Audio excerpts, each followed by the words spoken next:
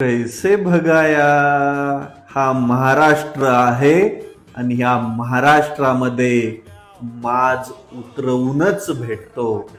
हो, कैसे हराया म्हणून फेमस झालेल्या नगरसेविका, काय नाव आहे त्यांचं, शहर शेख.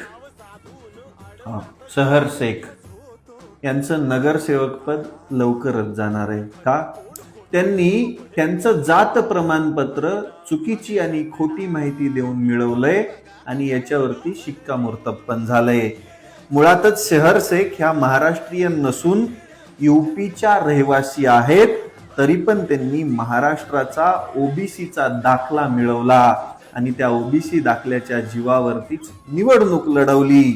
स्थलांतरितांसाठीचा असणारा नमुना 8चा पण गैरवापर केला आणि जात प्रमाणपत्र मिळवून नगरसेवकासाठी निवडणूक लढवली. निवडणूक लढवल्यानंतर जिंकून आल्यावर कैसे हराया कर करके पूर्ण महाराष्ट्रात फेमस झाल्या. पण हा महाराष्ट्रात केलेला माज महाराष्ट्रीयन माणसाला कसा आवडेल? मग पूर्णतः सगळी चौकशी केल्या गेली आणि आता ठाण्याचे तहसीलदार उमेश पाटील यांनी शहर शेखचं जात प्रमाणपत्र अवैध असल्याचं आणि हे जात प्रमाणपत्र काढण्यासाठी खोटी माहिती दिल्याचा अहवाल तयार करून पुढे पाठवला आहे.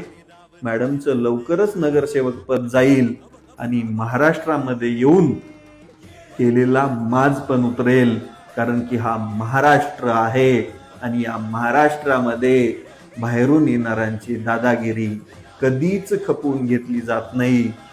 कैसे भगाया. आता मी फक्त एकच म्हणू शकतो, कैसे भगाया अब मजा आया.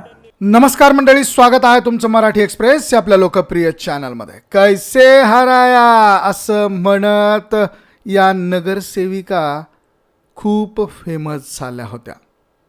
शहर शेख असं त्यांचं नाव होतं. ठाण्याचे तहसीलदार उमेश पाटील यांनी शहर शेख यांचं जात प्रमाणपत्र अवैध असल्याचं आणि हे जात प्रमाणपत्र काढण्यासाठी खोटी माहिती दिल्याचा अहवाल तयार हा करून पुढे पाठवलेला आहे. मॅडमचं लवकरच नगरसेवक पद हे जाणार आहे आणि महाराष्ट्रामधून केलेला माज हा देखील उतरलेला आहे असं यावेळेस रविराज सावळे हे म्हणालेले आहेत. तर मंडळी, नगरसेविका शहर शेख यांचं जात प्रमाणपत्र अवैध ठरवण्यात येतं आहे. राजकीय पेच आणि कायदेशीर लढाई त्या हरतायत. तर पद आता धोक्यात आलेलं आहे. जात प्रमाणपत्र अवैध असल्याचा अहवाल हा ठाण्याचे तहसीलदार उमेश पाटील यांनी पुढे पाठवलेला आहे. महाराष्ट्रामध्ये बाहेरून येणाऱ्यांची दादागिरी कधीच खपवून घेतली जाणार नाही असं यावेळेस रविराज साबळे यांचं म्हणणं आहे.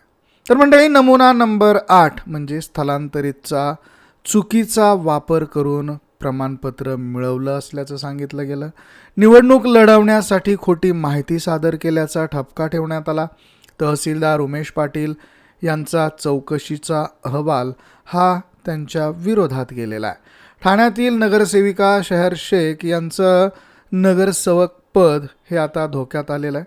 कैसा हराया असं म्हणत त्यांनी खूप वाहवाही मिळवली होती, खूप फेमस झाल्या होत्या आणि बनावट कागदपत्रांच्या आधारे ओबीसी जात प्रमाणपत्र मिळवल्याचं चौकशीमध्ये निष्पन्न झालं आहे. ठाणे तहसीलदारांच्या अहवालानुसार त्यांनी दिलेली माहिती खोटी असल्याचं सिद्ध झालं आहे आणि यामुळे त्यांच्या राजकीय कारकिर्दीवर प्रश्नचिन्ह देखील निर्माण झालेलं आहे.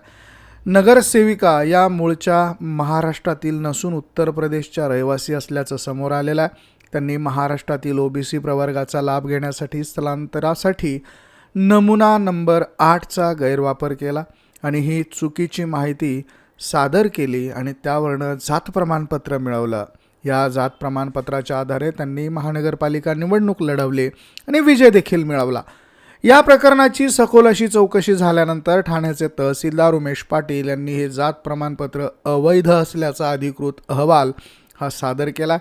या अहवालात स्पष्टपणे नमूद करण्यात आलं आहे की प्रमाणपत्र मिळवण्यासाठी सदर माहिती दिलेली माहिती ही पूर्णतः खोटी होती.